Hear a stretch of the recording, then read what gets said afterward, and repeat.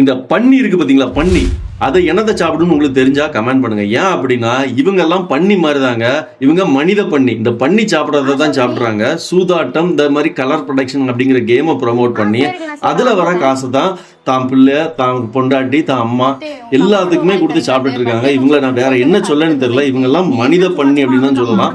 ஏன்னா ஒருத்தர் கஷ்டப்பட்டு சம்பாதிக்கிற பணத்தை திருடி ப்ரொமோஷன்ங்கிற பேர்ல அதை வாங்கிக்கிட்டு இந்த மாதிரியா தேவையில்லாத ஒரு விஷயத்த வந்து மக்களுக்கு திணிக்கிறது வந்து ரொம்பவே தவறான விஷயம். சமீபத்துல தான் அரசாங்கம் சூதாட்டத்தை தடை பண்ணி நிறைய சட்டங்கள் ஏற்றினாங்க. இருந்தாலும் தொடர்ந்து இவங்க வந்து இந்த சூதாட்டத்தை தான் விளம்பரம் பண்ணுவேன், அதன் மூலமா தான் நான் சாப்பிடுவேன் அப்படின்னு விடாப்பிடியா இருக்கிறது வந்து ரொம்பவே தவறாகவும் இருக்கு, கஷ்டமாட்டு இருக்குது. அதுவா என் ஃப்ரெண்டு ஒரு வாட்ஸ்அப் சொன்னா அது உள்ள போய் நான் ஜாயின் பண்ணிட்டு அவங்க சொல்ற மாதிரியே வந்து என்ன பண்ணேன். மாசம் 15,000 30,000 வரைக்கும் ஈஸியா சம்பாதிச்சேன். அதனால வீட்டு வச்சு இந்த கம்பெனி வாங்கி கொடுத்தாங்க.